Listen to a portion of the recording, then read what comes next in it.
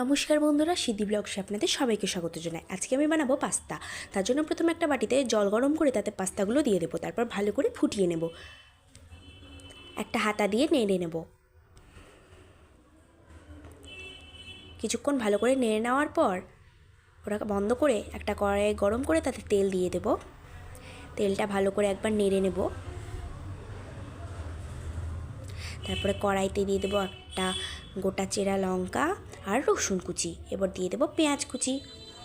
এবার একবার ভালো করে নেড়ে নেব। পেঁয়াজটা ব্রাউন হয়ে এলে ক্যাপসিকাম দিয়ে দেব। তারপরে আরও একবার ভালো করে নেড়ে নেব।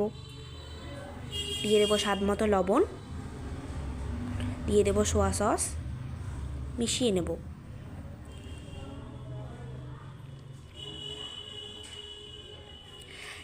আবার মশলাটা দিয়ে ভালো করে কষিয়ে নেব।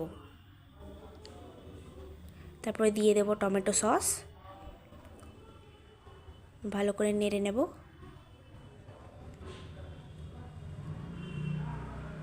তারপরে খানিকটা জল দিয়ে দিয়েছি। এবার দিয়ে দেবো স্বাদ মতো চিনি।